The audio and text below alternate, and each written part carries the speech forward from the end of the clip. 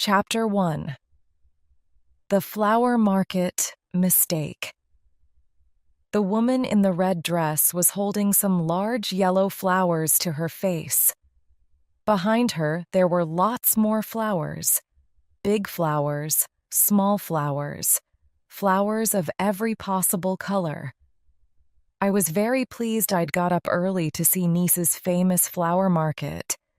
It was beautiful, and it helped me to forget that I wasn't going to have a nice day. Or a nice 10 days. Grant Cooper. Grant Cooper. I couldn't believe I was going to work with that man for 10 days. It was going to be horrible. But I wouldn't think about it until I had to. And here in the market, I could almost forget. There was color all around me. Not just the flowers, but also the people buying them in their summer clothes. Even the buildings behind the market were colorful, red and orange with blue windows. What a lovely picture it would make if I only had my paints with me. But I did have a pencil somewhere. I could do a quick drawing. I still had a few minutes before I had to leave for the airport. I found the pencil in the bottom of my shoulder bag, together with an old letter. Soon my pencil was moving quickly over the back of the letter as I began to draw the woman in the red dress. She was smelling some red flowers now, and her hair was very blonde in the sunshine. As I drew what I saw, I quickly forgot about everything else. The woman buying the flowers obviously knew the flower seller. They were talking and laughing together, and I had lots of time to work on my picture. I don't know how long I stood there. I only know that the next time I looked at my watch, it was 9 o'clock. 9 o'clock. I only had 30 minutes to get to the airport. Oh no, I was going to be late.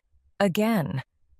But before I could put the pencil and paper back into my bag, I felt something soft against my legs. It was a small brown dog, and he was on his own. "Hello, boy," I said. "Are you lost?" The dog seemed to smile up at me, and I reached out to touch it. The dog smiled again, and then it bit me. I screamed and jumped quickly back from the dog. Too quickly. There was a very loud crash behind me. "Mademoiselle!" shouted an angry voice. I turned round to see flowers all over the ground. "I'm sorry," I said. "That dog, it bit me." "What dog?" asked the angry flower seller. "Well, that one," I said, but when I looked down, the dog had disappeared. "It was here a minute ago," I said, turning to look. Unfortunately, I turned so quickly that my shoulder bag flew through the air and crashed into some more flowers. "Mademoiselle!" shouted the flower seller again. "I'm sorry," I started to say, but then I noticed that things were about to get even worse. A river of dirty water from the flowers was moving very quickly towards the blonde woman's expensive white summer shoes. "Madame!" I shouted, but it was too late. "My shoes!" cried the blonde woman. "My flowers!" cried the flower seller. I held my hand up to show what the dog had done. "My finger!" I cried. But neither the flower seller nor the blonde woman was interested in my hurt finger. After I'd given a lot of money to the flower seller for her flowers, and to the blonde woman to clean her dirty shoes, I caught a bus to the airport. I was feeling fed up. It wasn't the best start to a new tour. But then my tours never did seem to go well. I'd been a tour leader for Wild Country, my father's walking holiday company, for a year. In that time, I'd been late meeting a group at the airport several times. I'd also lost my wallet, with all the money to buy food for the tour group for a week in it. And of course, everybody who worked for Wild Country knew about the time I'd taken a group to the wrong town on the wrong day. They'd all missed their plane home. Now, that was a very famous mistake. My mistakes were so famous in the company that doing something wrong was called doing a Tess Marriott. I think it was Grant Cooper who started saying that, actually, horrible man. And now my father had arranged for me to work with Grant Cooper on this tour. He thought I would learn something from Grant, something to make me a better tour leader.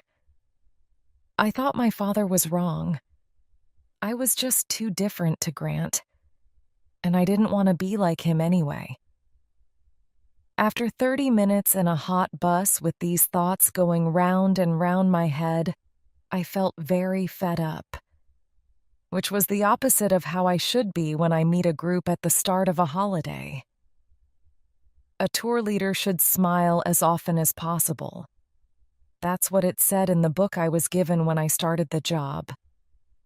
At the beginning of a tour, holidaymakers are often tired from their journeys.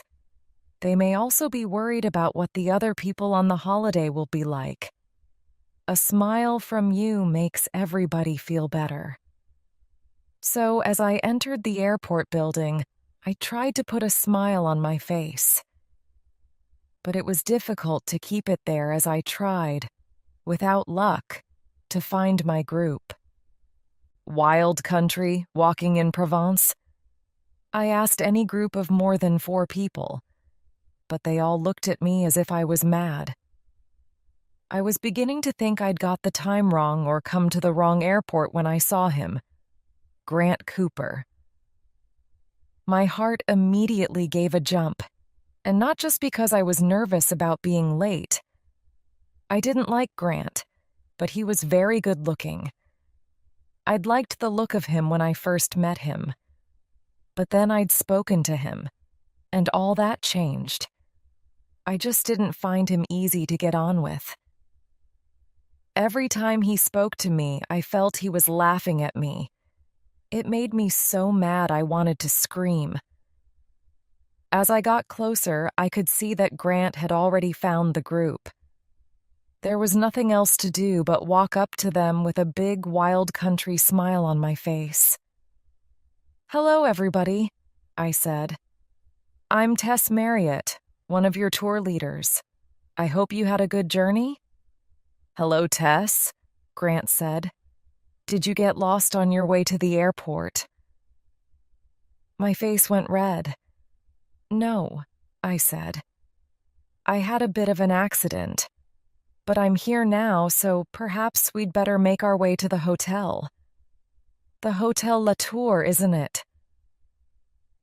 I reached into my shoulder bag for the hotel information, but could only find my drawing of the market. "Oh," I said, "that's not it." "I'm sure it's here somewhere." "You've probably lost it," Grant told me.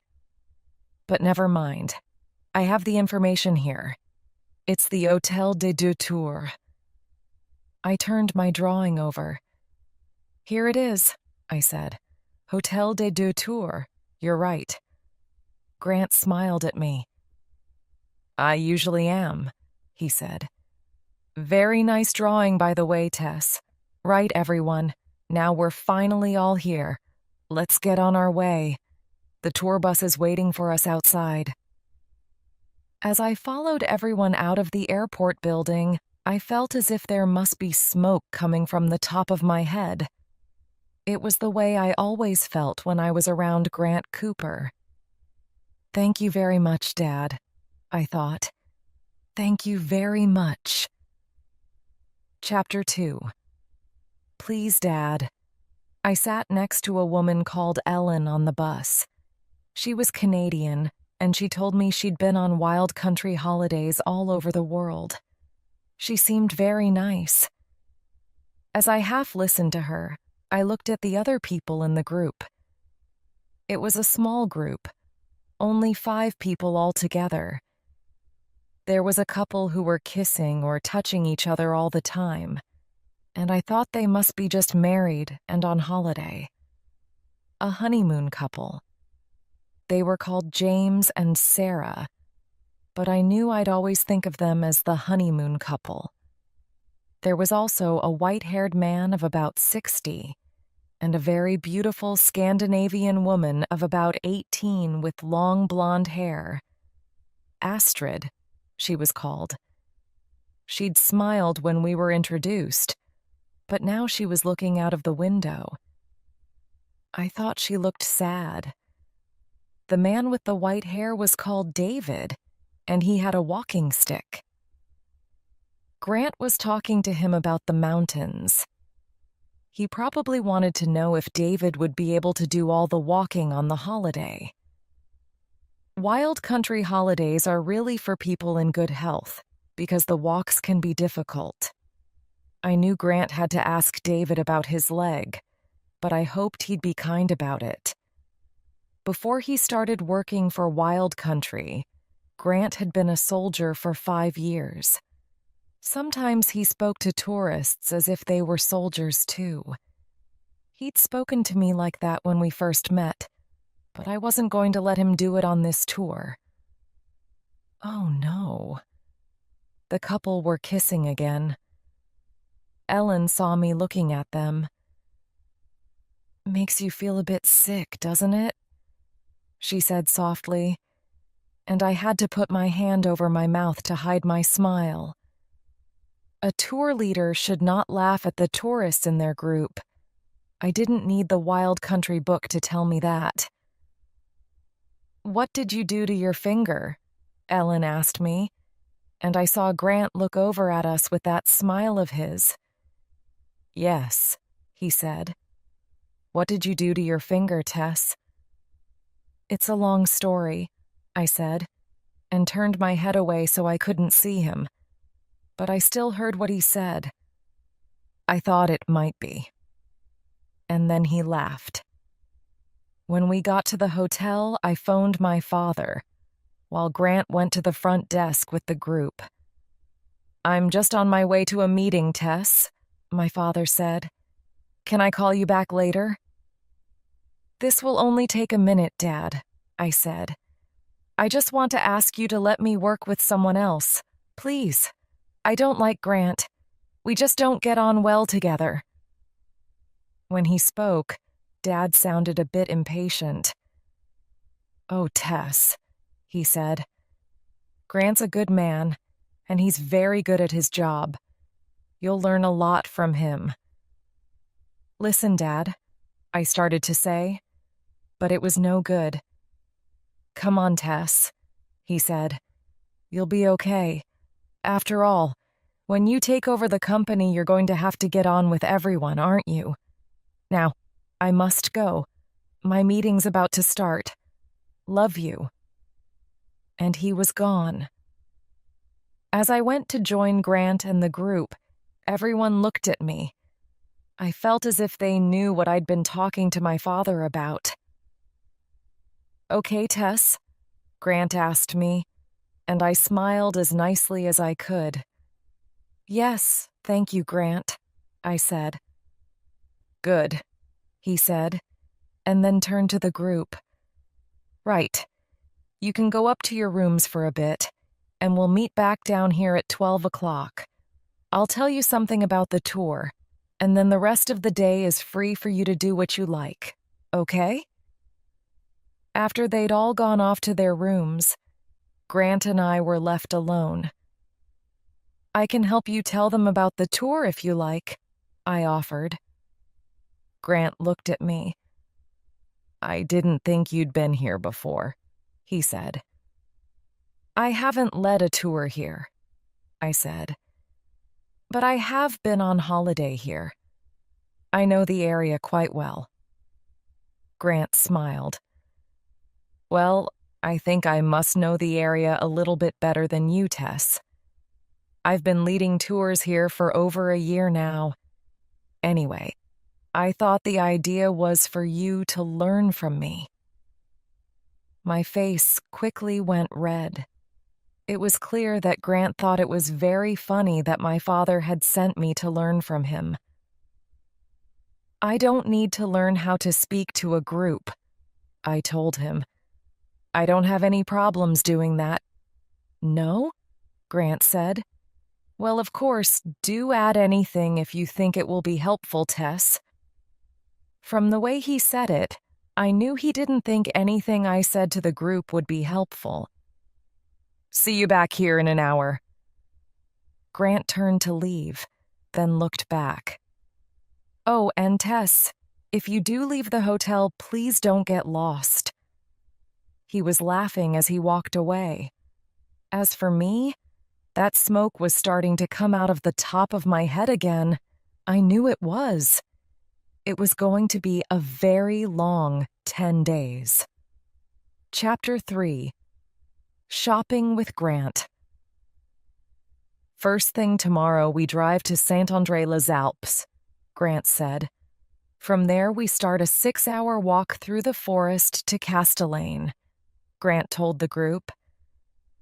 "You'll love Castellane," I added. "It's so beautiful. There's a lovely river and mountains everywhere." Grant gave me a look.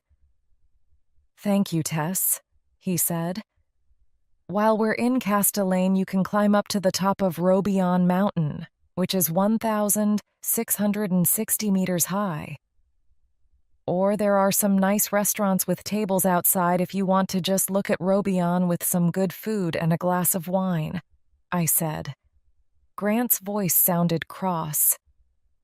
"Next day, it's an early start as we climb above the Verdon River, where the mountains of Cadières de Brandis are 1,000 meters high."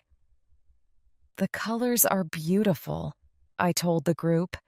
"The river is so blue through the trees, and the mountains seem to be looking down on us like people." Ellen started to laugh. "Are you two sure you're talking about the same holiday?" she asked. Grant looked at me crossly. "Just what I was thinking, Ellen," he said. "We don't have to carry our bags, do we?" asked David worriedly. "No," I said quickly before Grant could answer. "Your bags go by bus." "Don't worry, you won't have much to carry," said Grant. "Just the things you need during the day. Water, lunch, money, things like that. Everything else goes in the bus," Grant went on. "The tents you'll be sleeping in, your sleeping bags, the cooking things, everything." Grant looked at his watch. "Right. The rest of today is free for you to look around Nice. Tess and I need to go shopping for food for the tour, so we'll meet you back here tomorrow morning at 8 o'clock to set off for Saint-André-les-Alpes." He stood up and began walking away, calling to me as if I were a dog. "Come on, Tess." I had no idea why Grant wanted me to go shopping with him, because half the time he was walking ahead of me. Even when I did catch up with him, he didn't agree with anything I wanted to buy. "That cheese is no good, Tess," Grant said. "Why not? It tastes lovely," I replied. "True, but it'll also smell horrible after a few days in the sun," Grant went on.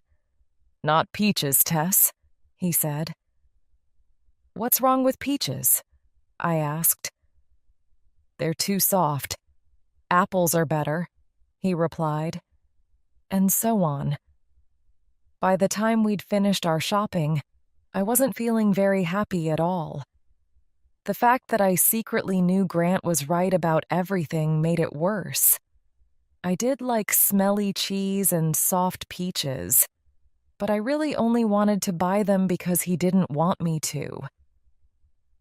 "Right," said Grant after we'd taken the shopping back to the hotel. "That's me finished for the day. I'm meeting someone this afternoon." It was obvious from his smile that the someone was a woman, as if I was interested. See you tomorrow then, I said, and turned away.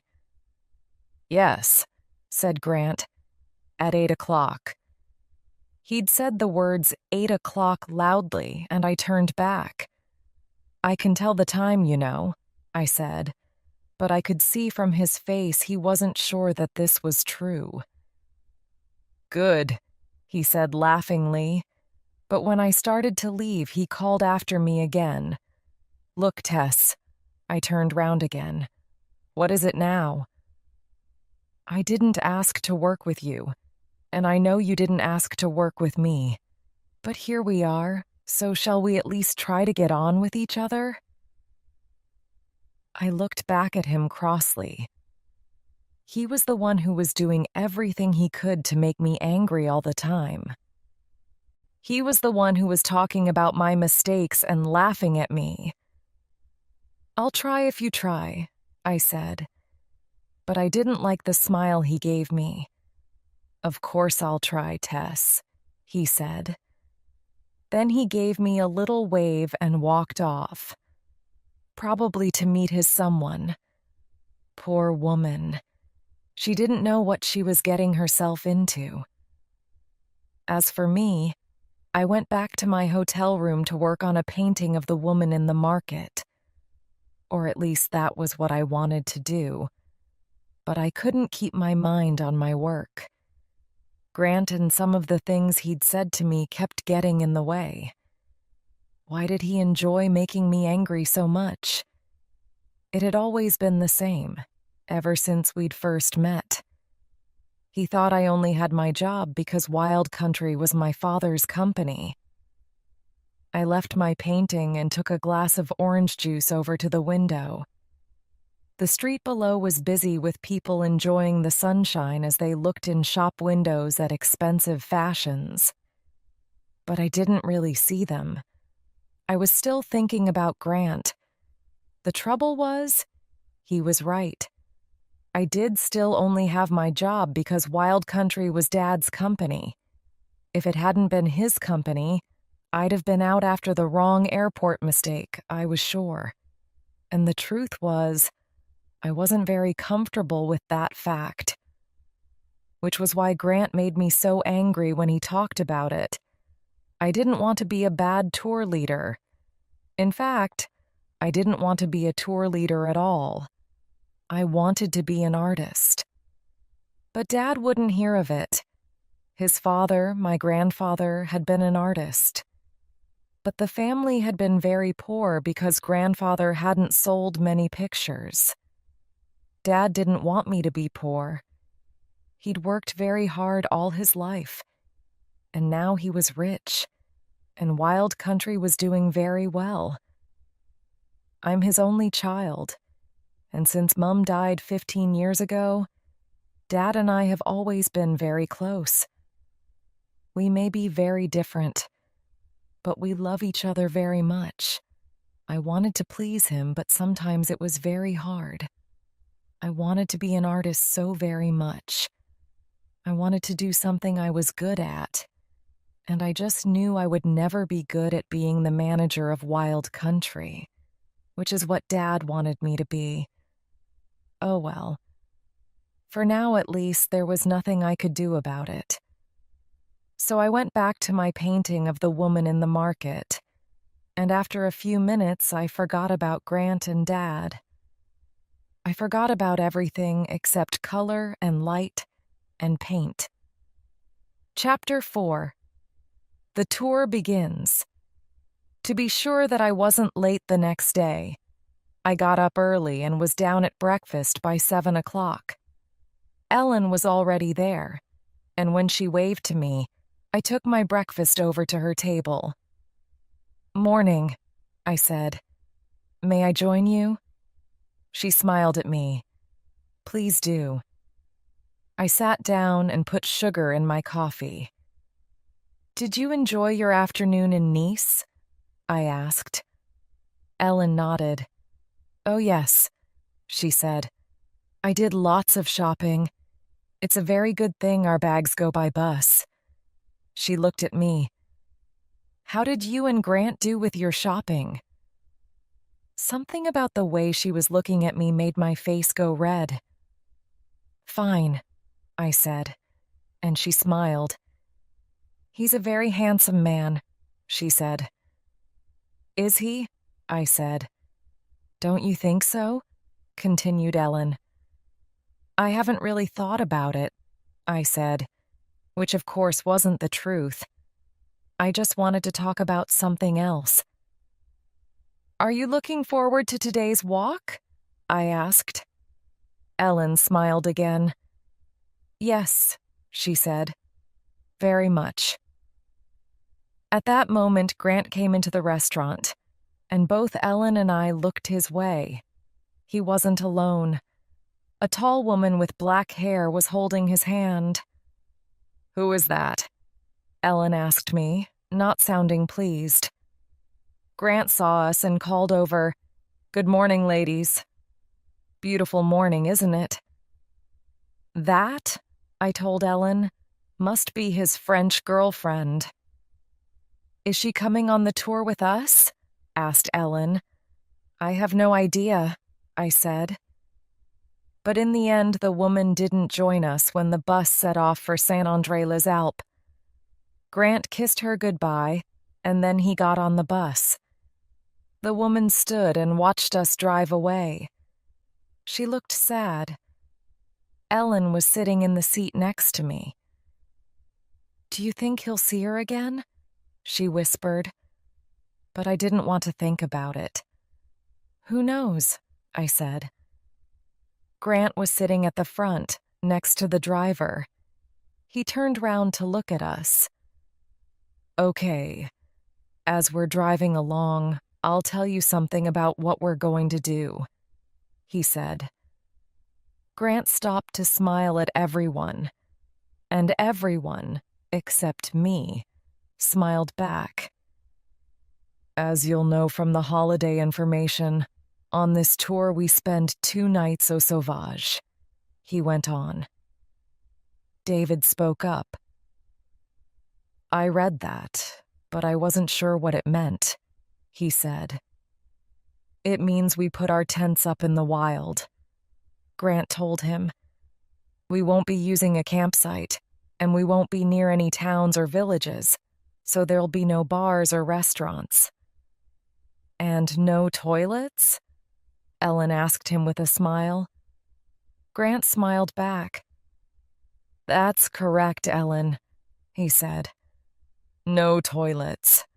But don't worry, there are trees to hide behind and lots of earth."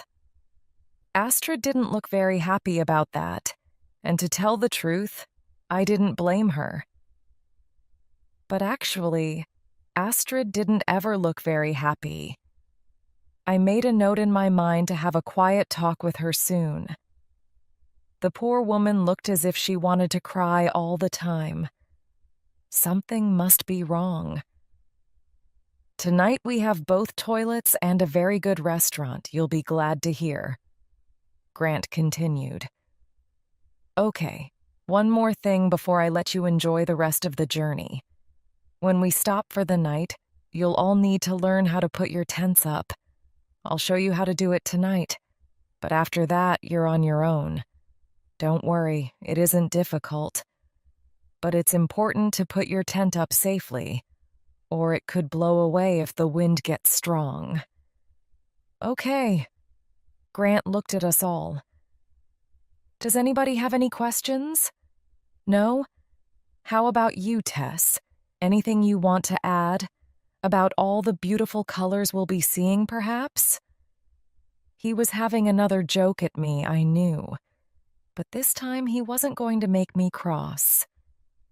I smiled at him sweetly. "No, thank you, Grant," I said.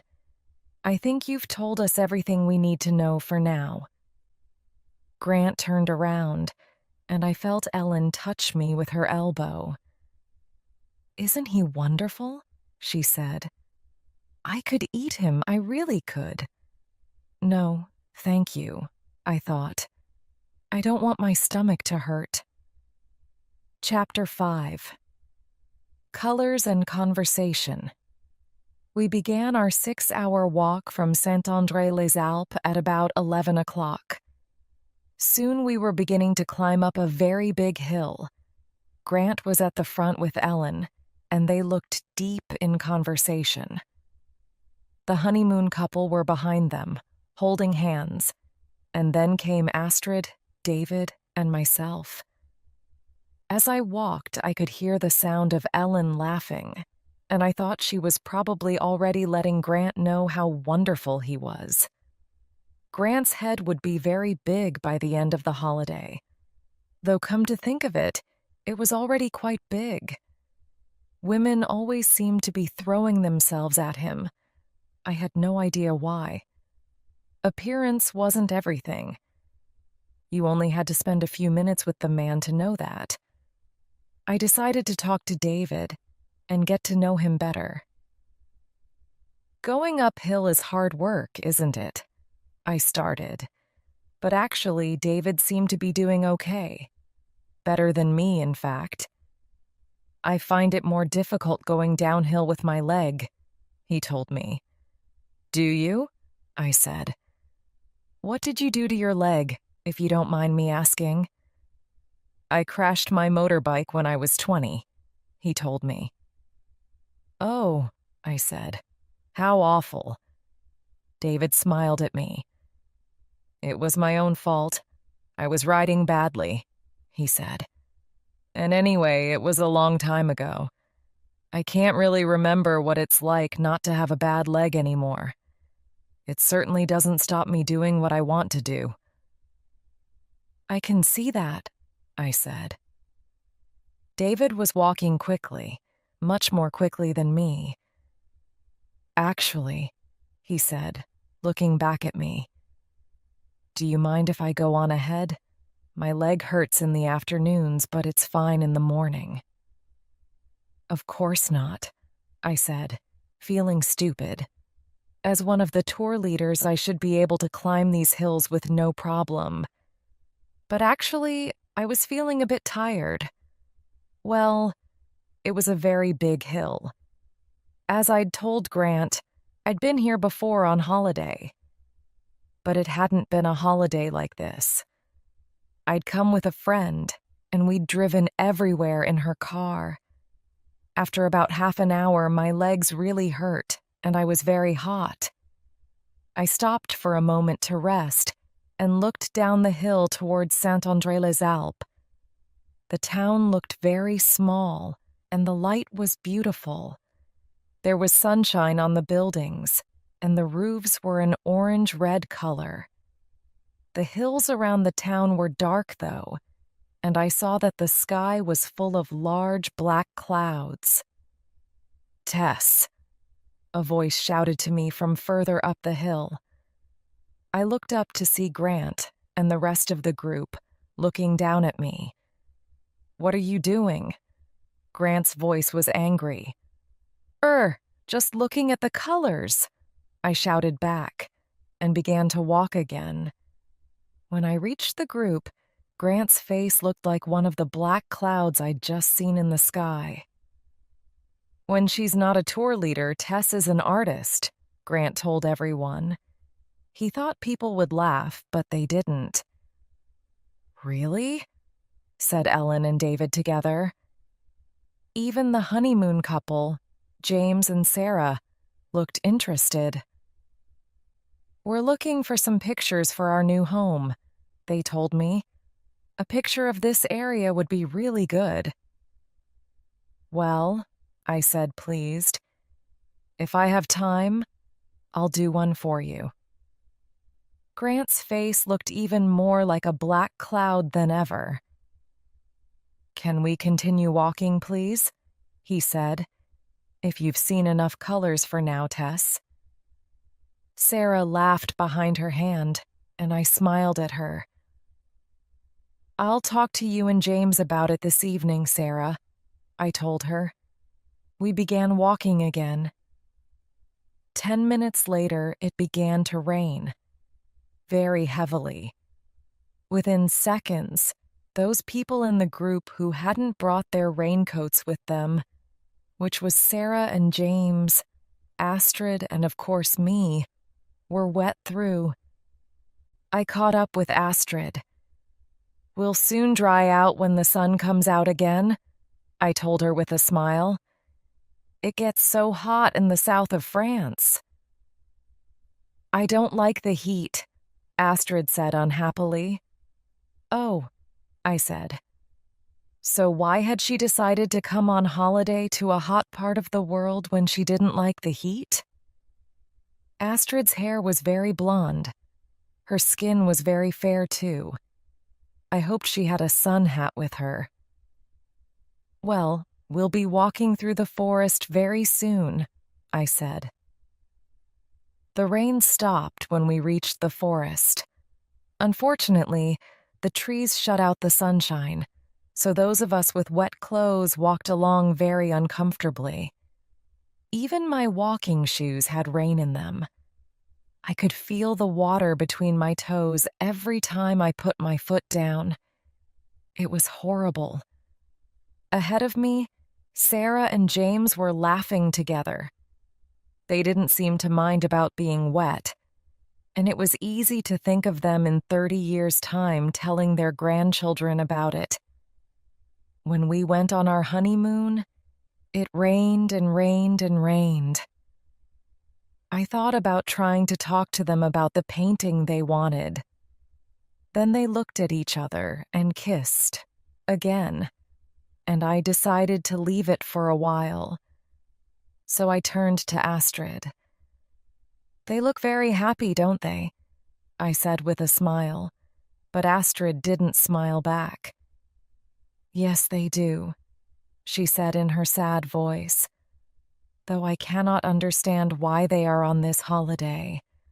I would want to be alone if I was just married." "Yes," I said. "I think I would too." I smiled at her again. "What made you choose this holiday, Astrid?" I asked. "Do you like walking?" "Yes," she said, her voice sounding tired. "I do like walking, but I did not." I didn't understand. "Sorry?" I said. "You did not what?" "I did not choose this holiday," she explained. "My boyfriend chose it." "Oh, I see," I said, interested. "And why couldn't he come with you?" "Well," Astrid said, her voice sounding strange, "he decided to go to Australia with his new girlfriend." When I saw that Astrid was crying, I wished I hadn't asked her about the holiday. I'd only wanted to make conversation, but now I seem to have made things worse. "I'm sorry, Astrid," I said, and she looked at me. "So am I," she said. Australia. Australia is a country I dreamed of going to with my boyfriend Christian. But he wanted to come here, and I wanted only to be with him. So I said yes. And then 1 week ago, he told me it was all over between us. He had met a new woman and he did not love me anymore. It is not fair. Ahead of us, Sarah and James were still laughing, their arms around each other as they walked.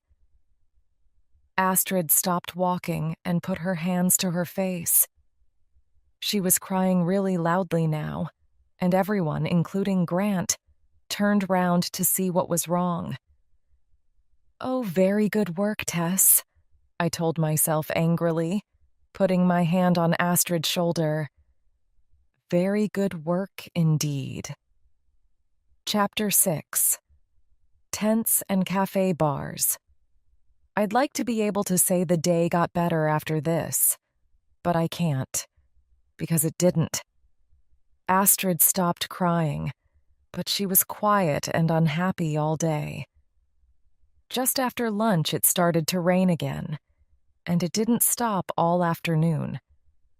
By the time we got near our campsite, the people with raincoats were also wet. And even though he didn't say anything, I could tell David's leg was hurting.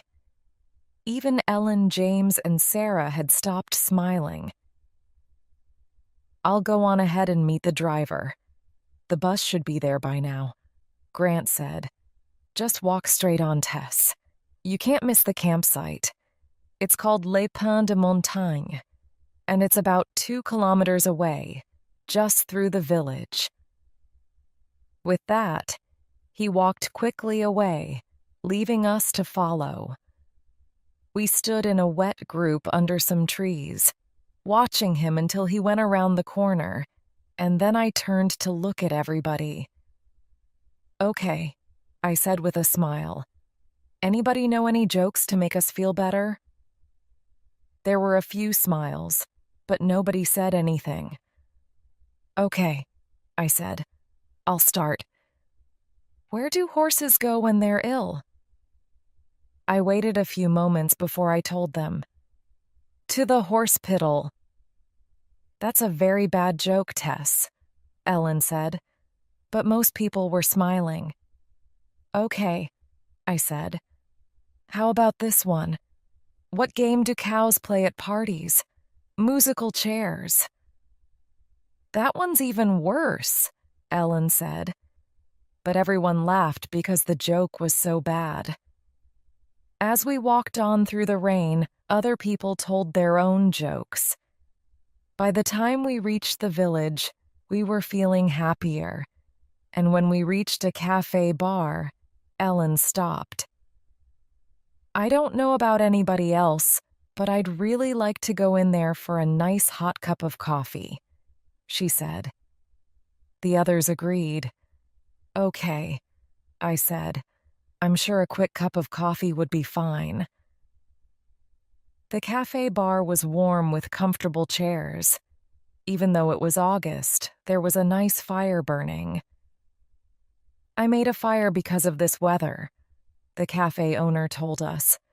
"This summer is the wettest in this area for 50 years. "Thank you for telling us that," said Ellen. We sat near the fire to dry off, and after we'd finished our coffee, nobody wanted to move. The cafe owner came over to take our empty cups. "Can I get you anything else?" he asked. "More coffee, perhaps?" Ellen looked at her cup. "Just one more coffee before we go?" she said, looking at me hopefully. "We have food as well," the cafe owner told us. "I am hungry," said Sarah. "Me too," said James. "It's a long time since lunch." "Ages," agreed Ellen. "In fact, I don't think I could walk another step until I've eaten something." "Me neither," said David, picking up a menu. I looked out of the window. It was still raining, but I thought about Grant waiting at Les Pins de Montagne for us. I knew we really should be going. We had to put the tents up. But by now even Astrid had a menu in her hands. I couldn't make them all come, and the weather was awful. Grant should understand. I looked in my bag for my phone. It wasn't there. I looked in my jacket pocket. It wasn't there either. Perhaps I'd left it in my other jacket pocket or my suitcase. I'd have to walk to the campsite to tell Grant what was happening. I stood up. "I'd better go and tell Grant where we are," I said. "See you all back here later." "Okay," they said happily. "See you later." But as I walked through the rain towards Les Pins de Montagne, I became more and more sure that Grant would not understand. He'd told me to bring the group to Les Pins de Montagne. He hadn't said anything about going into a cafe bar on the way. "Tess?" Grant was waiting for me at the campsite. "Hello?" I said. "Where is everybody, Tess?" Grant asked. "I tried phoning you, but your phone just rang and rang." I tried to sound brave, but it didn't really work. My voice came out all wrong. I sounded like a schoolgirl. "I know. Maybe I left it somewhere," I'm not sure where. Grant didn't look surprised. Where's the group, Tess? He asked again. They're having a cup of coffee, I told him, and something to eat. At the cafe bar in the village. Having something to eat? Grant repeated my words angrily. Having something to eat? What about their tents? You knew I wanted to show them how to put the tents up first. But it's raining, I said. They wanted to get dry. Grant was really angry. They'll want to be dry tonight too when they go to sleep, he said. They won't be dry if they have to sleep out in the rain. Well, I said, we can put their tents up. For once, Grant agreed with me, but he didn't sound very happy about it. Yes, he said. It looks as if we'll have to. And he walked quickly away towards the wild country bus, which the driver had parked under some trees.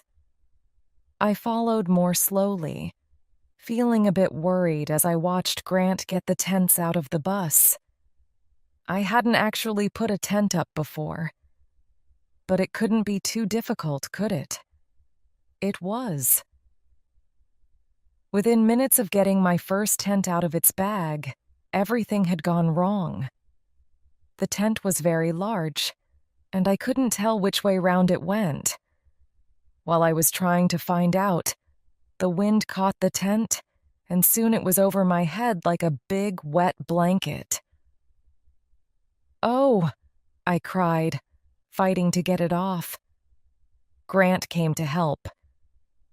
Do you actually know what you're doing at all, Tess? He asked, but he could see by the look on my face that I didn't. You've never led any camping tours before, have you, Tess? Grant said. No, I agreed. I haven't. Have you even been camping before? He asked. No, I said. Well, said Grant, you'd better watch and learn then. So I watched Grant put 5 tents up. Then he watched me while I tried to put the last one up. And all the time it was raining, raining, raining. I've never been so wet outside of a bath in my life. No, not like that, like this, Grant told me impatiently when I did something wrong. Do it the way I showed you. I'm trying my best, I told him angrily. Are you really, Tess? He said, taking the tent from me to show me again. Yes, I am, I said. If you'd told the group they couldn't stay in the cafe bar, we wouldn't be doing this at all, Grant said angrily, his hands busy with the tent. I knew it had been weak of me to give in to the group, but I didn't want Grant to know that. They were wet, and they're on holiday, I said. I wanted them to enjoy themselves. Grant turned to look at me. Well, I tell you, he said, if I wasn't teaching you how to do your job better, then I'd tell you to do just that. I looked at him. What do you mean just that? I'd tell you to enjoy yourself, he said. Forget about being a tour leader and just take a holiday. It sounded good, but as it was Grant's idea, I couldn't possibly agree. You don't think I could lead this tour on my own, do you? I said. No, Grant said. I don't. And neither does your father, or he wouldn't have sent you to learn from me. My father's wrong, I said. You're both wrong. I could easily lead this tour. Why don't you take a holiday and I'll be tour leader? The 6th tent was finally up. Grant stood up and looked at me. Okay, he said. I looked back at him, surprised. Okay, what? I asked. Okay, he said again. You be tour leader, and I'll take a holiday. He threw me the keys to the bus and began to walk away. And I'm going to start my holiday with a good meal in the village. See you tomorrow at breakfast.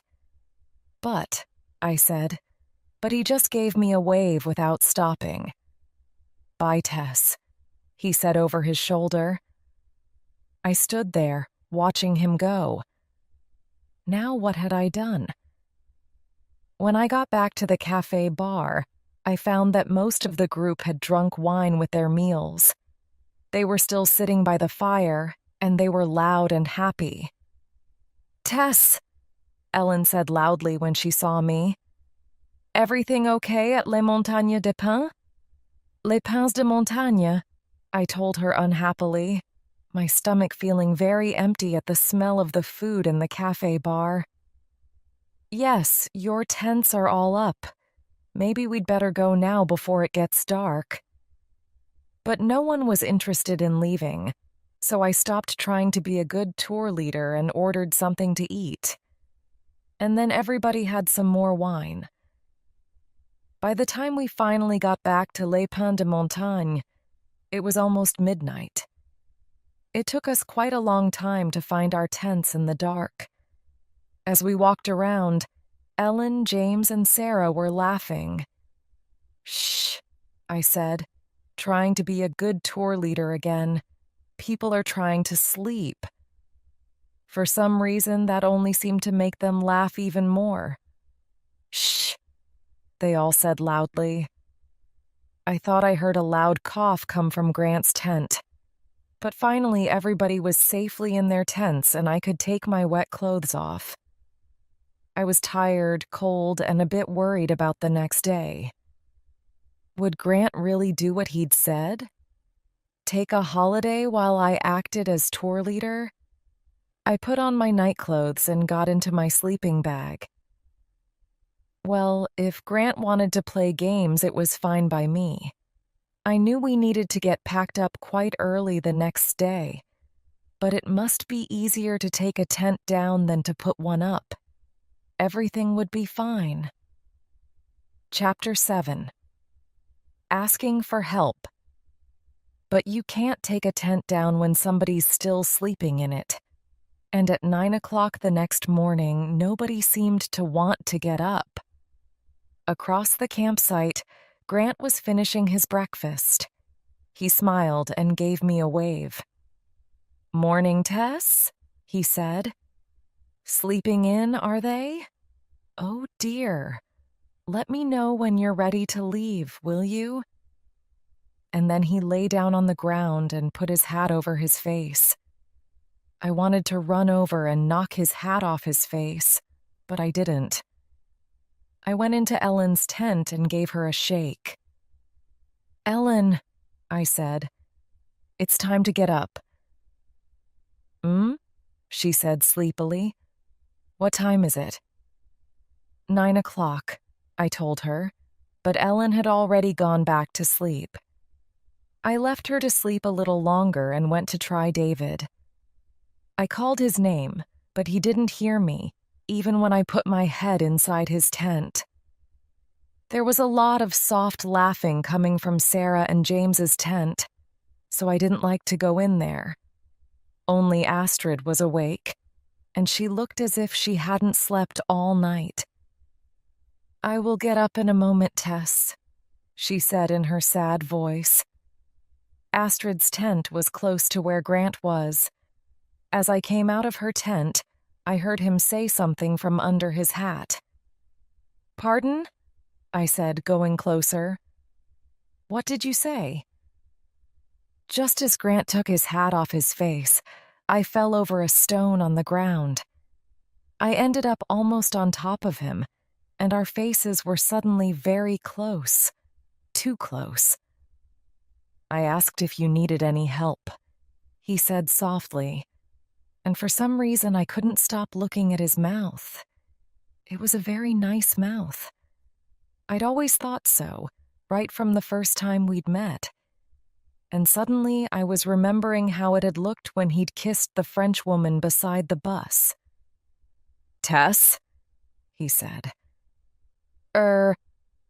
What? I said dreamily, looking into his brown eyes. He smiled, and I suddenly felt he knew what was in my mind. "I asked if you needed any help to get everybody up," he said, still in that soft voice. "I was angry last night. We don't have to do this." "Do what?" I asked stupidly. It was difficult to think about what he was saying. "This," he said. "This game. Let's forget about last night. I'll go back to being tour leader." I was mad. Seriously mad.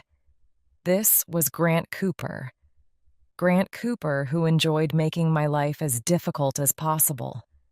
Grant Cooper, who loved to make me look stupid.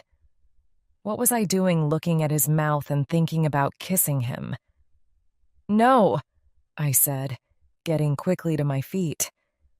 "It's okay. Thanks. I want to be tour leader." "Okay," Grant said. "But if you change your mind, you only have to tell me." No chance, I thought to myself. As I walked quickly back over to Ellen's tent, I was sure I heard Grant laughing. We finally left Les Pins de Montagne an hour and a half later than planned. It was dry, but the sky was full of dark clouds. It looked as if it would start to rain again soon. I don't think I was the only one who wished we were traveling in the bus with the luggage. We were a quiet group as we walked along. There was no laughing or telling jokes this morning. Most people were tired, and some had headaches from last night's wine. The only person who seemed to be happy was Grant. He was out in front, singing a little song to himself as he walked. I certainly didn't feel like singing. We were going up another long hill, and my legs hurt. I was also remembering how I'd felt back at Les Pins de Montagne. How was it possible to want to kiss somebody and to want to push them off the hill all at the same time? Because I had wanted to kiss Grant, but I was very pleased I hadn't. "Excuse me, Tess." I realized David had come to speak to me. I smiled at him. "Yes, David?" He looked uncomfortable. "Well, it's just... Are you sure we're walking the right way? Only Grant told me we should go between those two mountains, and we seem to be going away from them." I stopped and looked across at the mountains he was talking about. Then I looked down at my map. Oh no, David was right. We'd gone the wrong way several kilometers back. I'd been so busy thinking about Grant that I'd missed our turning. "Problem, Tess?" Grant asked with a smile, coming back down the hill. I tried to smile. "No," I said. "At least, not really. We need to go back a little way. Sorry, everybody." Nobody said anything, but I knew they were a bit fed up, especially David, who found going downhill difficult. Why hadn't Grant said something at the time? He'd obviously known we'd gone wrong. The man was acting like a child, and it wasn't fair to the group. We needed to talk. I walked more quickly to catch up with Grant. "This is stupid," I told him when I got close enough to speak. He turned to look at me. "What's that, Tess?" he said with a smile. Oh, how I hated that smile.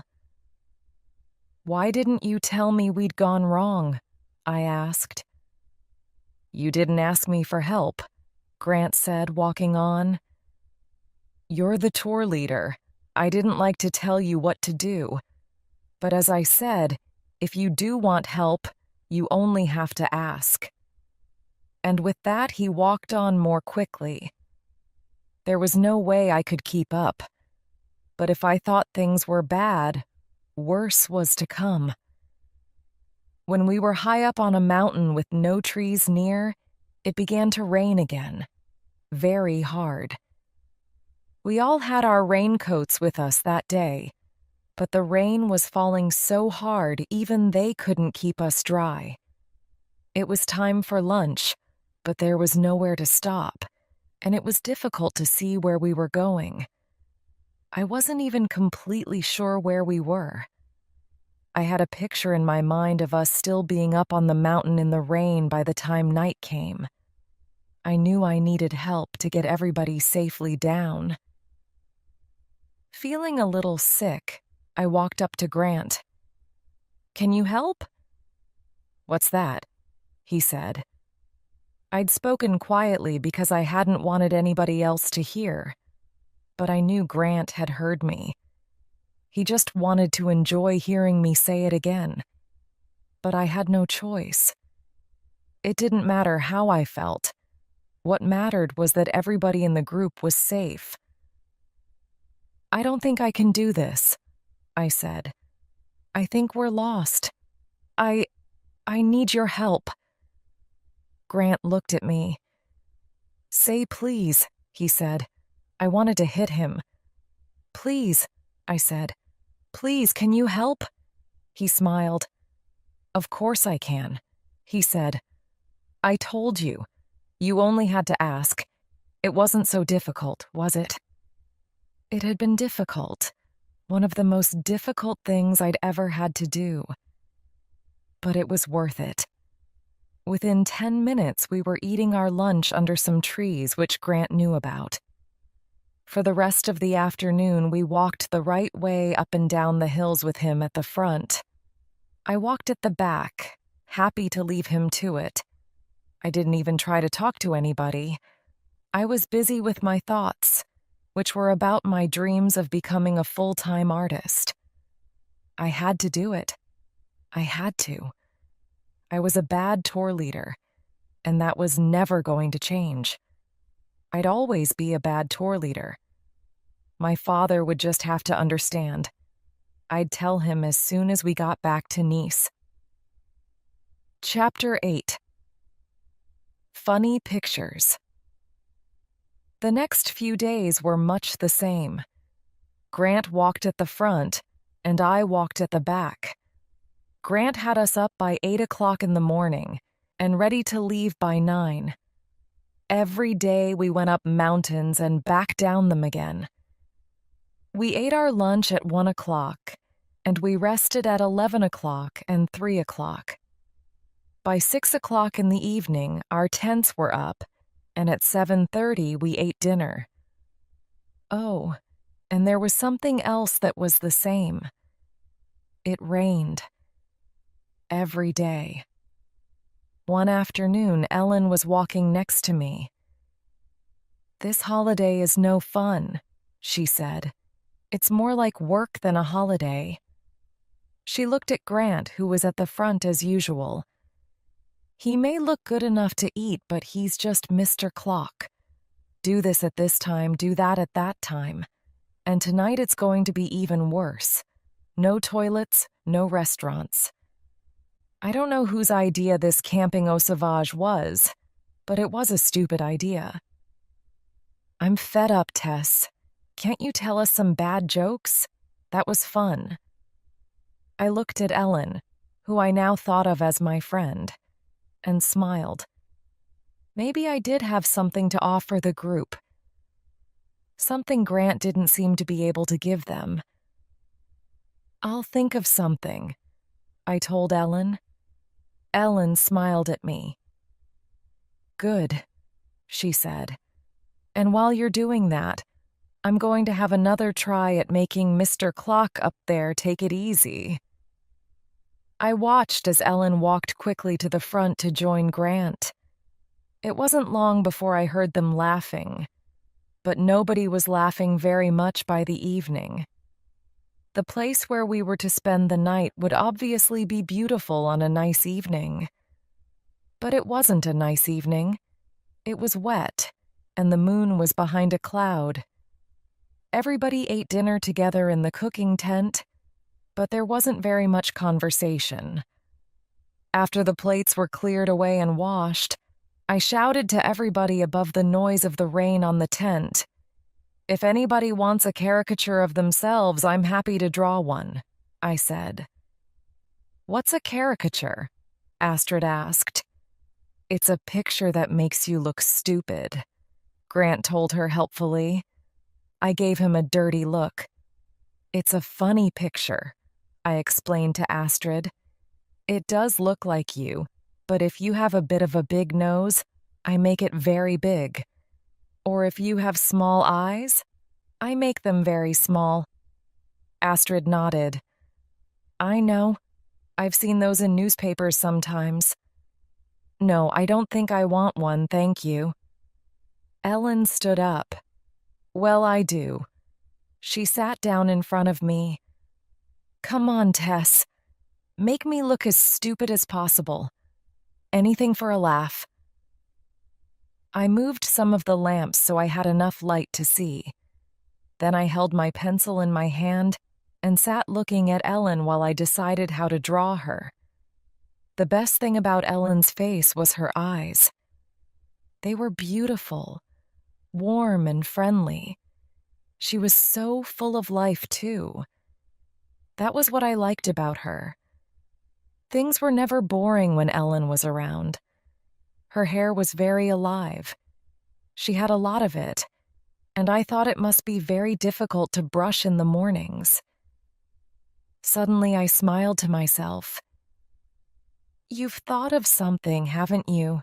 Said Ellen, watching my face. I smiled at her. Yes, I said, beginning to draw. But I'm not sure you'll like it. I told you, Ellen said with a laugh. I don't care. Do what you like. Okay, I said. But remember you said that. As I drew, everybody except Astrid came near to watch. I soon forgot about them as I thought about what I was doing. I'd remembered a little cat I'd had when I was a child. Messy, I'd called her. She'd had a sweet face, just like Ellen, and she'd loved running about and getting into trouble. The picture took about 5 minutes to finish. There, I said, holding it out to Ellen. She took it from me and began to laugh. I'd drawn her as half woman, half cat, with lots of wild hair all over the place, and a food bowl with chocolates in it. Ellen was always eating chocolate. That's very good, Tess, she said, just like me on a bad day. And she passed the picture round for everybody else to look at. Me next, said Sarah. Even Astrid asked me to draw her picture in the end. Astrid's neck is quite long, and her eyes are large and sad, so I made her neck very long, and her eyes very large. When I gave the picture to her, she looked at it for a long time. Her face was so sad I began to feel worried. Then finally she spoke. Yes, she said. It is very good. Then I saw that she was crying. Oh no, what had I done now? Oh, Astrid, I said. I'm sorry. She shook her head. No, she said. It's okay. It's just that Christian always loved my long neck, he said. He said it was lovely, like the neck of a water bird. A swan? Asked David, and Astrid nodded. Yes, a swan, she said, and then she took her picture and walked sadly away, still crying. After that, everybody felt a bit flat, and most people decided to go to bed. Soon, only Grant and I were left in the tent.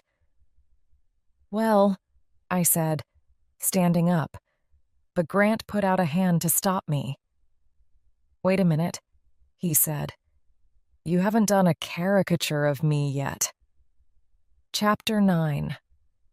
The River Mistake. I looked at Grant as he sat down in the chair opposite me.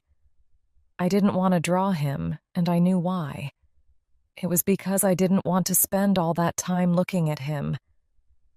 Oh, I said. You don't want me to draw you, do you? I was only doing it to keep everybody happy this evening. And what's wrong with keeping me happy? He asked with a lazy smile. I knew I had no choice. I'd have to draw him. Oh, all right then, I said. With all the other pictures, I'd started by spending some time looking at the person. I didn't do that with Grant. I began drawing immediately, and I only looked up at him when I had to. And each time I did look at him, he was looking at me. It almost felt as if Grant was the one doing the drawing. You're a good artist, Grant told me suddenly, and I nodded, continuing with my work. Yes, I said. And I'm a bad tour leader. I know. You don't have to say it. I wasn't going to say that, actually. Grant surprised me by saying, those drawings you did of everyone were very good, that's all. You're a good artist. Or are you one of those people who don't like people saying nice things about them? I couldn't believe it was Grant saying nice things about me. That was the thing. I'd always believed him to be an uncaring sort of man. Or maybe not uncaring exactly, but the sort of man who didn't notice or think about how other people were feeling. Why don't you work as an artist? He went on. Isn't there enough money in it? I don't care about money, I said. Then don't you believe in yourself? Grant went on. Yes, I said. Number O, I don't know. Not enough, perhaps. Look, do you mind staying quiet? I can't draw very well if I'm talking. Grant smiled. Okay, he said. But you should think about working as an artist. I said nothing and just got on with my drawing. But after a few more minutes, I looked at my picture and shook my head. It was all wrong. It wasn't a caricature of Grant at all. I needed to start again. So I put the first picture face down on the floor and took another piece of paper. What was wrong with that one? Grant immediately wanted to know. It just wasn't right, I told him. But that wasn't good enough for Grant. Let me see it, he said. No, I said. I told you it isn't right. Now please be quiet. I need to. I know, Grant said. You need to think. I smiled. That's right. This time I sat for a while before I began to draw, looking at Grant's face and thinking. Grant was a very strong person, and he had a strong face. He liked to be the boss. He had to be the best, and he always thought he was right. As I looked at him, I tried to think what animals were like that. And then I began to smile to myself again. I don't think I like that smile, Grant said, but I just went on smiling and said nothing, my pencil moving quickly over the paper. Here, I said when the picture was finished. I hope you like it. But I didn't actually think Grant would like the picture. So I got up quickly and went to the tent entrance. Tess, Grant said behind me, come back here. But I didn't stop. I just ran out into the rain laughing. I'd drawn Grant as two animals, half big cat and half bull, complete with a ring through his nose. Well, that was just what he was like. I thought Grant might come after me, but he didn't. So I threw my drawing things into my tent and walked towards the trees by the river to find somewhere to go to the toilet. On my way, I went past Astrid's tent. It was open, and the rain was getting in. I looked in to see if she was there. Astrid, I called, but the tent was empty. I closed the front of the tent to keep the inside dry and continued walking towards the trees. To tell the truth, I was very worried about Astrid. She'd been really sad when she'd seen my caricature of her. I was so stupid. I always seemed to make her feel even worse about things, poor woman. Where was she now? It was still raining very hard. She would be wet through. As I went into the trees, I looked around for her. Astrid? I called softly. Are you out here? There was no answer, but suddenly I heard a noise. Something large had jumped or fallen into the water a few meters away. Now I was really worried. Astrid! I shouted. Astrid! And I hurried over to the river to take a look. But I could see nothing. It was too dark. Astrid? I called again. When there was still no answer, I began to run back towards the tents to find Grant. The lamps were still on in the cooking tent. I hurried inside. Grant was sitting where I'd left him, looking at one of my drawings. When he looked up at me, he knew something was wrong. The drawing fell to the ground as he got up. What is it, Tess? He asked. It's Astrid, I said. I think she's jumped into the river. Grant got up immediately. Come on, he said, moving quickly past me. We both hurried back towards the woods and the river. Where did you see her go in? Grant asked, taking off his jacket. Just here, I think, I said, as he began to take off his boots and trousers. Only I didn't really see her. I just heard something.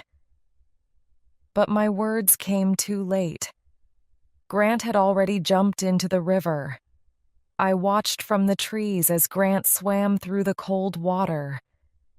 Then suddenly he was under the water. I put my hands to my mouth, feeling very worried for both Astrid and for Grant. Time and time again, Grant went under the cold water looking for Astrid.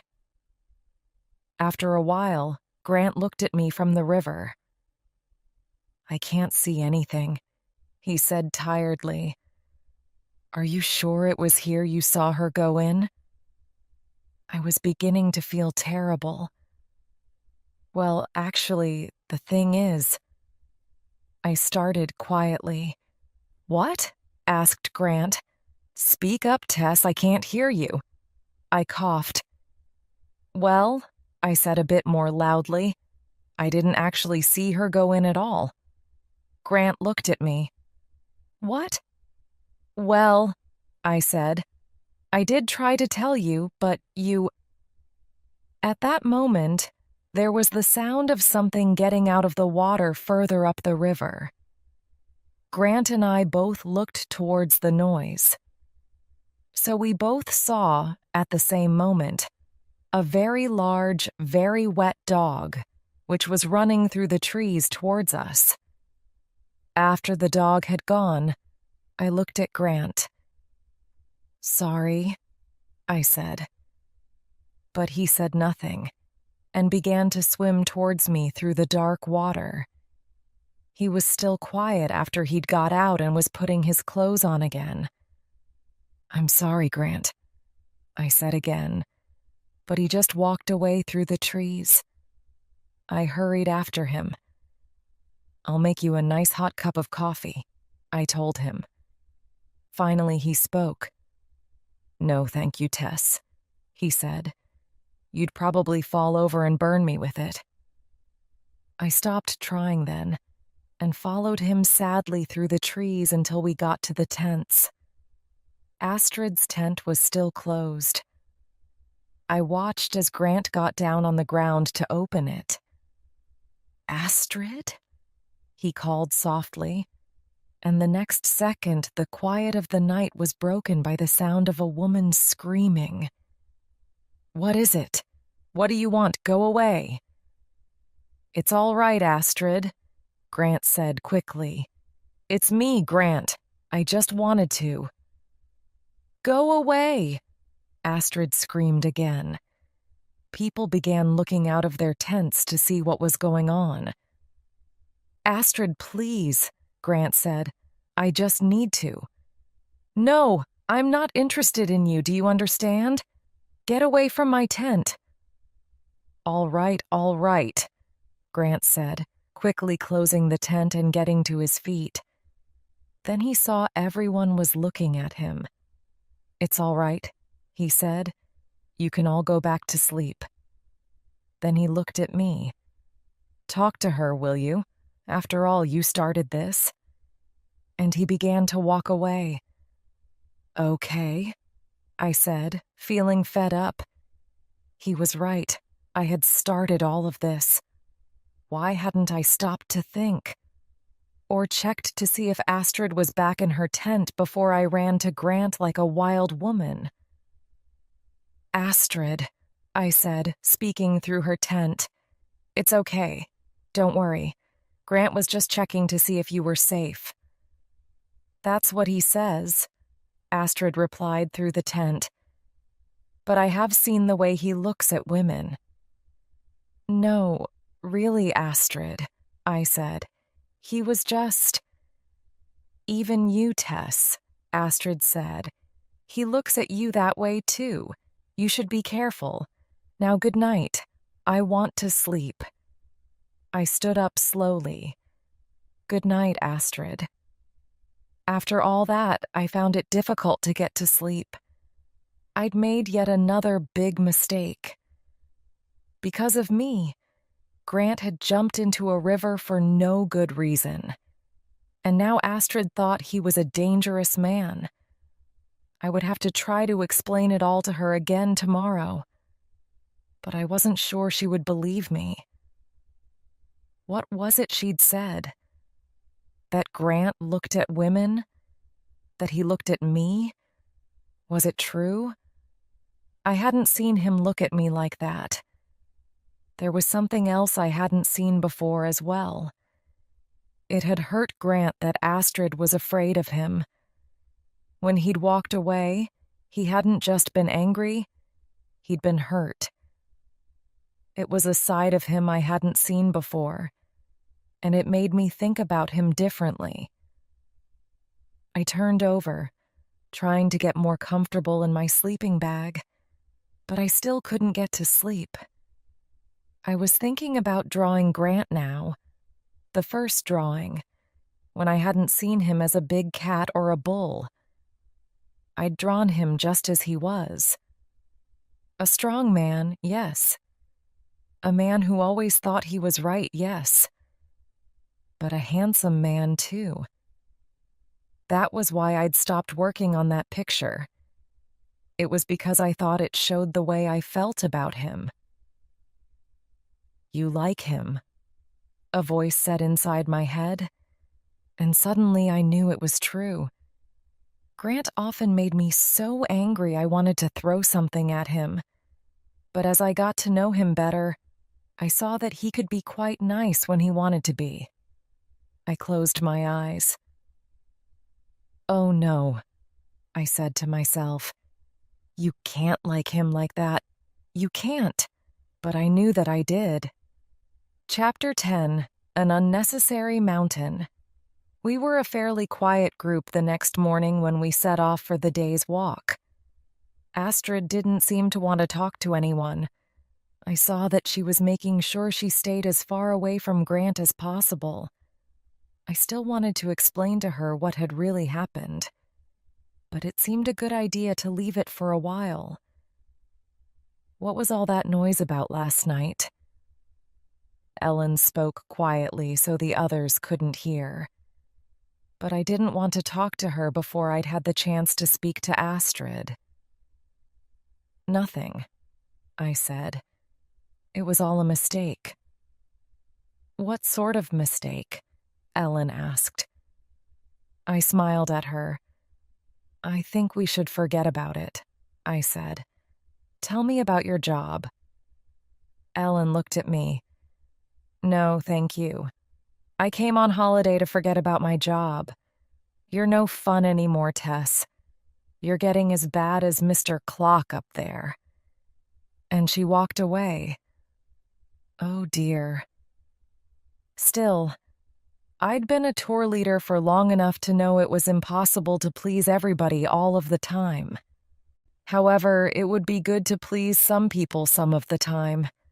And at that moment, everybody seemed unhappy. But at least it wasn't raining.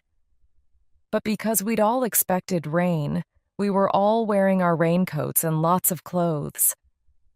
There were no trees on this part of the day's walk, and soon we were very hot under the burning sun. The mountains were very beautiful, but we were all too hot to enjoy them. I caught up with Sarah and James. "This weather's a bit of a change, isn't it?" I said, and Sarah smiled at me weakly. "I think I liked the rain better," she said. "Sarah's feeling a bit tired," James told me. "It's tiring, walking up a mountain every day. We're beginning to think this type of holiday was a mistake for our honeymoon." "We met on a wild country holiday," Sarah explained. "That's why we came. We thought it would be nice, but actually we just want to be alone." "And not to have to get up early," James added. "Everybody's very nice," Sarah said quickly. "It's not that, but nobody seems very happy." I knew just what she meant. I wasn't feeling very happy myself after last night. "Well," I said to James and Sarah, "couldn't you stay in a hotel somewhere for a few nights and meet up with us later?" "We thought of that," James told me, "but we can't afford it. We're buying a house soon, and we need all our money for that. Although we'd still like you to paint us a picture, Tess." "Yes," said Sarah, "of the mountains." I smiled at them. "I'd love to," I said. "You'll have to give me your address. I'll send it to you when I've done it." "That would be great," said James. "But in the meantime," I said, "I'm sorry you're not enjoying your holiday." Sarah smiled. "Oh, we'll be okay. Don't worry about us. We can always have a second honeymoon later on." "When we're old and gray," James smiled, and Sarah laughed. "Sitting in our armchairs and looking at the mountains out of the window." When James kissed her, I dropped back to leave them alone. They were a really nice couple. I liked them a lot. I wished I could do something for them. Up ahead, I saw Ellen was talking to Mr. Clock. Grant hadn't said more than 2 words to me today. Was Ellen having more luck with him? Probably. But then she hadn't made him jump into a river, had she? I thought back to the evening in the cooking tent, before everything had gone so badly wrong. It had been fun, drawing Grant, with him saying nice things about my work. He'd meant it too, I knew. He really did think I was a good artist. And it meant a lot because he had said it. This morning at breakfast, although I'd sat quite a long way away from Grant, I'd seen every little thing he'd done. The way he held his spoon, the way he put sugar in his coffee. Everything. Things were different today. I didn't know what to say to Grant anymore. I couldn't just be me anymore. I felt like a schoolgirl who likes a boy in the same class as her. And the sad thing was, I knew Grant would just laugh if he knew how I felt. Up ahead, I heard Ellen and Grant laughing. As I looked up at them, I saw Ellen touch Grant's arm. When Grant looked down at her with a smile, I knew Astrid was right. Grant liked looking at women. Just one girlfriend wasn't enough for him. I'd better forget all about Grant Cooper. By the middle of the afternoon, I saw the village we were going to stay in that night down below us at the bottom of the mountain. But to my surprise, Grant didn't begin to walk down towards it. He started to lead the way up another, very high, mountain. "Stop, Grant," the old Tess said in my head. But the new Tess said nothing. She felt almost afraid to speak to Grant. It was stupid, I knew, but I didn't seem to be able to do anything about it.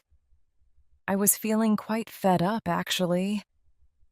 I was very hot, my legs hurt again, and I was tired of watching Ellen and Grant together. She was still touching his arm when she spoke to him, and they were still laughing together all the time. I was so busy with my dark thoughts that I didn't see that the sky had grown dark too. Before we'd reached the top of the mountain, it had started to rain heavily. Within moments, we were wet through. "Oh no," said Sarah, as we all hurried to put on our raincoats. "This is a terrible holiday." Grant and Ellen had waited for us. "It's not far to the top," Grant said. "Then we can go back down to the village and put the tents up." Everybody looked at him. David was the one who finally spoke. "Are you saying we didn't have to climb this mountain?" he asked. "No," said Grant. "We didn't really have to come up here, but we were early, and you can see a long way from the top." We all looked over the side of the mountain. All we could see was clouds and rain. "On a good day anyway," Grant added. "Come on," he said, and continued walking up the mountain. I wasn't sure everybody would follow him, but they did. Nobody looked very happy when we got to the top, and when we began the walk down, I saw that David's leg was hurting him. After we'd put the tents up in the rain, everybody stayed in their own tent for a while to rest and change their clothes. I lay down and listened to the sound of the rain. I was very tired, and I think I went to sleep for a while, because the next moment I heard somebody, a woman, shouting, and it woke me up. I sat up to listen. It was Ellen. She was shouting at Grant. "Oh, yes, you did." It had stopped raining now, and I could hear her very well. "Don't try to get out of it. You've showed me that you like me as a woman. You were laughing in that special way and looking at me like that all day. What's the matter? Aren't I pretty enough for you? Do you only like women with long blonde hair or something?" Grant said something, but his voice was quieter than Ellen's, and I couldn't hear him. But I could certainly hear what Ellen said in reply. "That is not true, Grant Cooper. Everybody knows you tried to get into Astrid's tent last night. Well, good luck to her. That's what I say. She's welcome to you." And with that, I heard Ellen leave Grant's tent and run to her own. Then everything was quiet. At least it was quiet for a few minutes, and then I heard someone else leave their tent. When he gave a small cough, I realized it was David. "Excuse me, Grant," he said. "Can I have a quick word with you?" This time I could hear what Grant said in reply because he didn't try to speak quietly. "Why not? Everybody else seems to want to. I'll come out." I heard the sound of Grant's tent opening. "What is it, David?" he asked. "It's about this afternoon's walk. I didn't want to go up a mountain that we didn't need to go up. Why didn't you tell us? We want to choose.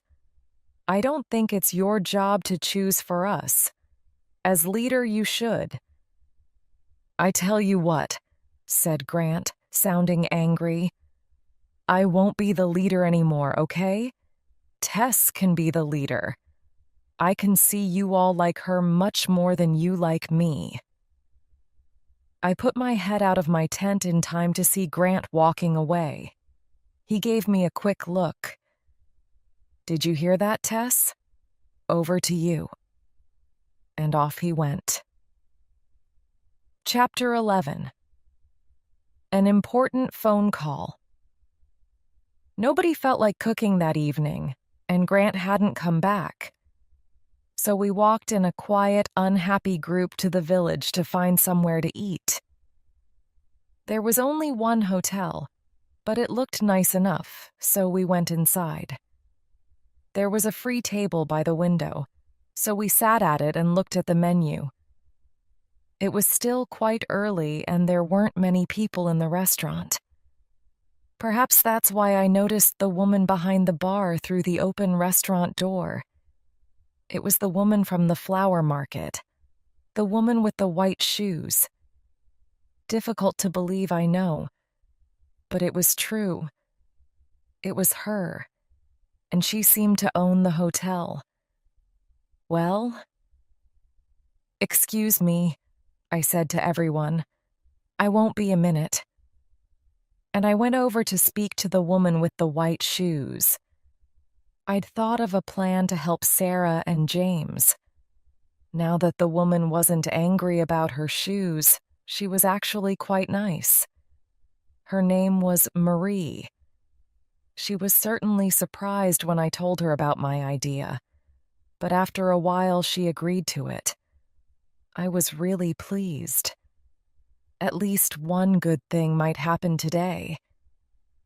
I was just returning to the table to share the good news with Sarah and James when the door opened. Grant came in. When he saw us, he looked as if he might go out again. But there was nowhere else to eat in the village. "It's all right," he said, walking past us. "I'll go over there out of your way." And we all watched as he crossed the room to sit on his own in a corner. As he picked up a menu and started to look at it, he looked really unhappy. "The further away the better," said Ellen. "Yes," agreed Astrid. As for David, Sarah, and James, they all just looked fed up. And suddenly, I'd had enough. "Now look, you lot," I said, sitting down in front of them. "This just isn't fair. You're being horrible to Grant." "He asked for it," said Ellen, acting like that towards me and Astrid, and making David go up all those mountains when he didn't have to. I looked at her coldly. "And is it Grant's fault it rained as well?" I asked. "Or that this is the wrong holiday for some of you?" "Well," Ellen began, but I didn't let her finish. "No," I said. "Just listen to me for a minute, all of you." They all looked at me. Nobody spoke.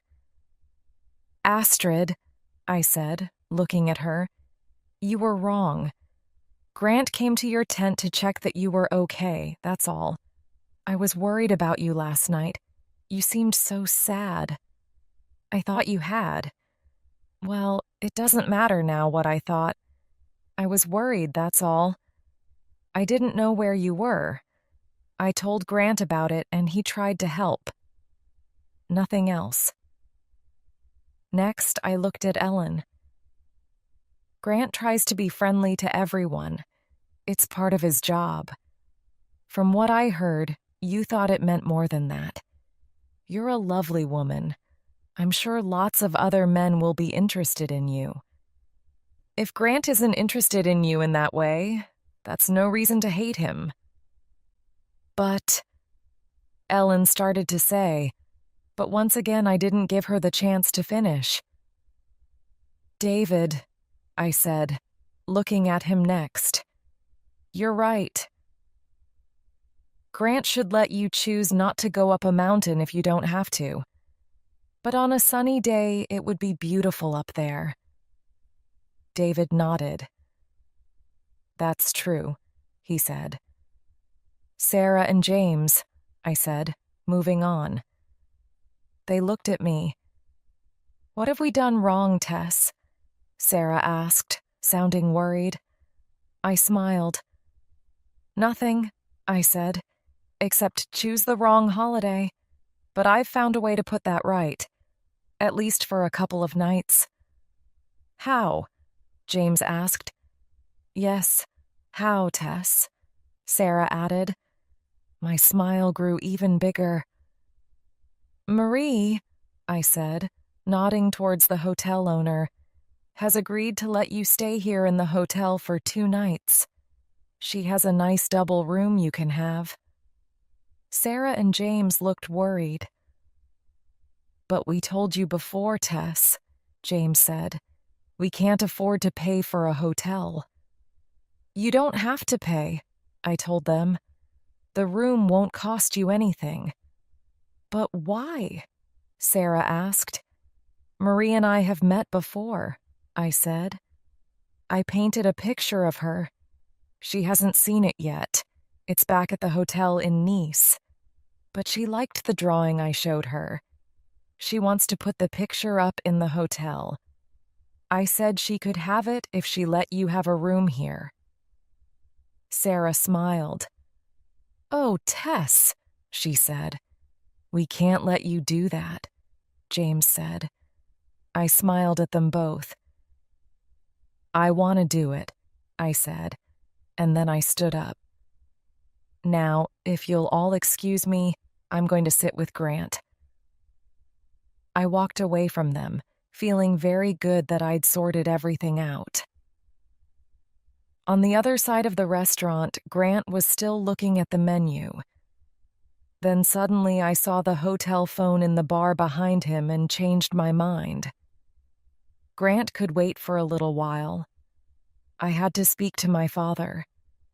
If I could talk to the group like that, then I was strong enough to speak to my father as well. Dad answered almost straight away. Tess? How lovely. How are you? And how are you getting on with Grant? It wasn't an easy question to answer at that moment, so I didn't try to. Everything's fine, Dad, I said. Except, he said. Be brave, Tess, I told myself. Be brave. Dad, I don't want to work for Wild Country anymore. I'm really sorry, but I can't do it. I can't take over from you. I need to do work that's right for me, and working for the company just isn't right for me. I'm going to be a full-time artist. Hi. After my phone call, I went to sit at Grant's table. He was still looking very fed up. He looked at me for a moment, then went back to studying the menu. I thought he must know everything on it by now. Well done, he said flatly. For a moment, I thought he was talking about the conversation I'd just had with my father. Well done for what? I asked. For winning, of course, he said. People like you better than me. So you're clearly a better tour leader than I am. I sat and looked at him. I wanted to reach out to push the hair away from his eyes. He wasn't like a big cat or a bull at that moment. He was more like a little boy. It was never about winning, I told him. Anyway, I get lost, remember? You keep people happy, he said. But I can't make them get up on time in the morning, I replied. You help them to enjoy their holiday, he said. You help them to climb mountains they didn't know they could climb, I said. I knew you were the type of person who didn't like people saying nice things about them, Grant said, finally looking at me. I smiled at him. Okay, thank you for those nice thoughts, I said. And it's true, I am good with people in some ways, but I'm not good at organizing them.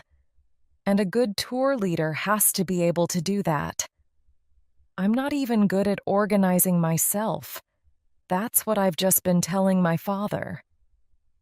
Grant sounded surprised. You've spoken to your father? I nodded. Yes, just now. I've just told him that I don't want to work for Wild Country anymore. Grant's eyes opened wide. You're leaving, he said. I can't believe it. Why not? I asked. You were the one who told me I should be an artist. That's what I'm going to do. Are you sure, Tess? Grant sounded worried now. I know I said that, but you shouldn't listen to what I say. I don't know anything. Yes, I said. I'm sure. It's what I've wanted to do for ages. I just needed to be brave and take that first step. You helped me to do that, that's all. I'm going to go to art school to study painting. Grant thought about it for a moment. Well, he said, if you're really sure, then well done again. That's great. What did your father say when you told him? I made a face, remembering the conversation. It hadn't been easy for me to do it. I hated disappointing my father, but talking to him hadn't been quite as difficult as I'd expected it to be either. That's why it's taken me so long to say what I want, I said to Grant, because I didn't want to hurt Dad. But he was okay about me being an artist, really.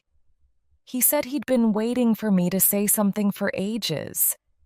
He didn't want to talk about the future himself, because he wanted me to be sure I knew what I wanted. But that's why he put you and me together on this tour. Because he thought seeing someone who was good at the job would help me decide what I wanted to do. He knew that when I was really sure about being an artist, I would be brave enough to speak to him. Good old Dad, I thought now. How well he knows me. And suddenly I felt like crying. Grant saw that my eyes were wet. What's wrong? He asked. I thought you'd be happy. I took a handkerchief from my bag and blew my nose. I am, I said. Very happy. I've got what I wanted, haven't I? Grant suddenly looked very serious. He took my hand across the table. And is that all you want, Tess? He asked. To be an artist? My face was suddenly red. I wanted to turn away from him, but I made myself look into his eyes. No, I said. I want us to be friends. That is, if you want that too. Grant didn't speak for a while. He just sat there looking at me. No, he said at last. That isn't what I want at all. I looked at him, feeling suddenly afraid. Had I really made him as angry as that? So angry he didn't even want us to be friends? Grant still held my hand. Then he began to smile, and I allowed myself to begin to hope that maybe, just maybe, everything would be okay. Tess, he said, you're a terrible tour leader and you often drive me mad. You make me jump into rivers and get us lost in the mountains in the rain. Still smiling, he let go of my hand and reached out to touch my face.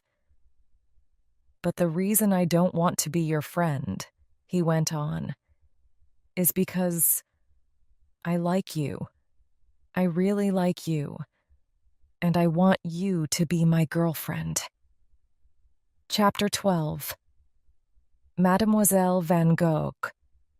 It was so hot that the mountains were a smoky blue against the deep blue of the Provençal sky. Down below me, A field of flowers was dark purple against the orange buildings of a little village.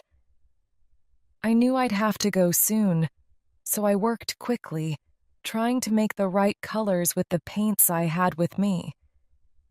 Then suddenly I felt a strong hand on my shoulder, and somebody kissed my cheek. "Come on, Mademoiselle Van Gogh," said my boyfriend. "We've got to get moving." I put my paintbrush into the water and turned to kiss Grant on the mouth. Okay, Mr. Clock," I said. There were shouts behind us. "Come on, you lovebirds. Lunch is over. We've got mountains to climb." It was the summer holidays, and I'd returned to Provence to work as a tour leader for Wild Country again. Or at least half a tour leader, because Grant was the other half. He organized everybody, and I kept them happy. We're a good team.